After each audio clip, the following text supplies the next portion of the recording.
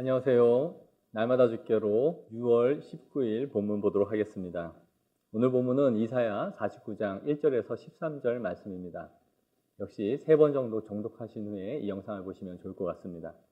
오늘 본문을 읽으시면서 이 말을 하는 화자가 누구일까 한번 생각해 보셨습니까? 이사야 선지자가 썼으니까 당연히 이사야 선지자가 말하고 있겠지 하고 본문을 보시면 좀 이해하기가 힘든 부분들이 있을 것입니다.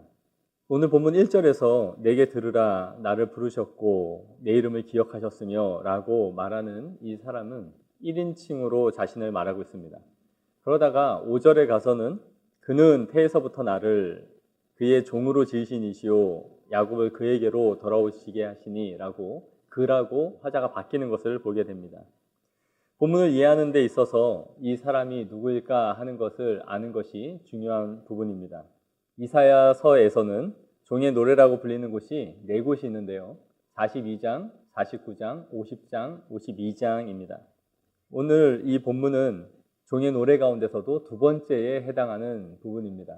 42장의 종의 노래는 성부 하나님이 화자가 되어 노래를 하고 있다면 오늘 본문 49장에서는 예수 그리스도가 화자가 되어서 이 노래를 하고 있는 것입니다. 이사야 선지자는 예수님이 오시기 전 700여 년 전에 활동을 했던 선지자입니다. 그러나 성령의 영감에 따라 오실 예수님을 선포하고 있으며 그분이 오셔서 하실 사역과 그분의 소명이 어떤 것인지를 이 본문에서 잘 보여주고 있는 것이죠. 이런 점에서 성경이 성령의 영감에 따라 기록되었다는 것을 분명하게 알 수 있게 해주는 본문이 오늘 본문이지 않나 하는 생각을 하게 해줍니다. 비록 700여 년 전에 이 본문을 예언하고 있지만 신약에서의 예수님의 공생의 사역과 연결하여 보면 이 본문이 매우 일치하고 있다는 것을 우리는 보게 되는 것이죠. 한번 예수님이 이 말씀을 하고 계시다라고 생각하면서 이 본문을 읽어보시면 이해가 더 잘 될 것입니다. 또한 예수님의 공생의 사역과 이 말씀을 묵상해서 보시면 더 좋을 것 같다라는 생각을 하게 됩니다. 1절에서 3절을 보시면 예수님의 이 탄생이 태중에서부터 하나님의 영광을 나타내야 할 사명을 갖고 있었음을 보게 해줍니다.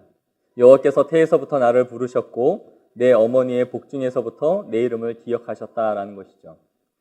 예수님은 동정녀 마리아의 몸을 통해서 이 땅에 오셨지만 성령에 의해서 잉태되신 분임을 우리는 알고 있습니다. 하지만 그분이 이미 하나님의 택정함을 입은 분이심을 우리는 알고 있는 것이죠. 2절의 말씀은 그분의 선지자적 사역, 즉 하나님의 말씀을 우리에게 대언하시는 일을 할 것임을 말씀해주고 있습니다. 그래서 본문에는 하나님은 그분의 입을 날카로운 칼같이 만드시고 그의 그늘에 숨기시며 갈고 닦은 화살같이 만드셔서 하나님의 영광을 나타낼 자로 그를 부르셨음을 말씀해주고 있는 것입니다. 이러한 은유적인 표현들은 계시록에도 나옵니다. 1장 16절을 보시면 그의 입에서 좌우의 날선검이 나오고 그 얼굴은 해가 힘있게 비치는 것 같더라 라는 말씀을 통해 예수님의 이 말씀의 효력이, 능력이 어떠할 것인지를 말씀해주고 있는 것이죠. 예수님의 귀한 사역 가운데 하나는 바로 이 선지자적 사역이었습니다. 선지자가 하는 일이 무엇입니까? 하나님의 말씀을 그 백성들에게 전달하는 것이죠.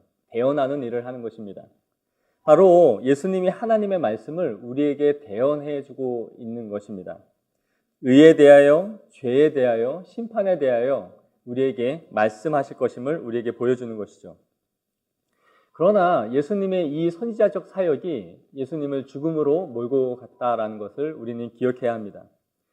구약에 많은 선지자들이 있는데 그들의 삶이 어떠했습니까? 고난과 핍박과 능욕을 받았습니다. 때론 맞기도 하고 구덩이에 던져지기도 하고 감옥에 들어가는 그런 많은 고통을 당했다는 것을 우리는 알게 해줍니다. 그들의 이 험난한 사역은 뭘 보여주고 있을까요? 바로 예수님의 선지자적 사명이 어떠할 것인지를 예표하여 보여주고 있는 것이죠. 구약의 참 선지자들이 수많은 고통과 멸시와 천대를 받았듯이 예수님의 이 참 선지자적 사역은 바로 예수님을 죽음으로 그렇게 몰고 갈 것이고 예수님 역시도 그러한 고통을 받을 것임을 구약의 선지자들을 통하여 그의 사역을 예표하여 보여준 것입니다. 그리하여 이 고난받는 종은 사람들의 환대를 받지 못합니다. 4절에서 말씀하는 것처럼 나는 말하기를 내가 헛되이 수고하였으며 무익하게 곤연히 내 힘을 다하였다 하였도다라고 탄식하게 하는 것이죠. 그분의 사역이 무의미하지 않은가 하는 탄식이 들 정도로 예수님의 말씀을 받아들이고 인정한 사람들이 거의 없었다라는 것을 보여주는 것입니다. 하지만 이 종은 자신이 받는 이 판단을 하나님께 둡니다. 4절 하반절에 참으로 나에 대한 판단이 여호와께 있고 나의 보응이 나의 하나님께 있느니라. 나를 감찰하시는 분이 하나님이시며 이러한 것에 대해 갚아주실 분도 하나님이시라는 것을 보여주는 것입니다. 그러나 여호와께서 이 고난받는 종을 얼마나 영광스럽게 사용할 것인지를 또한 오늘 본문은 보여주는데요. 6절을 보십시오. 그를 통해 야곱의 지파들을 일으키며 이스라엘 중에 보존된 자를 돌아오게 하고 이방의 빛으로서 땅끝까지 여호와의 구원을 베푸실 것임을 말씀해주고 있는 것입니다. 비록 이 종이 고난을 받고 있지만 하나님의 영광 받을 종으로 귀하게 쓰임 받을 것임을 보여주고 있는 것이죠. 그뿐 아니라 예수님과 하나님 사이에는 긴밀한 교통이 있을 것임을 보여주고 있습니다.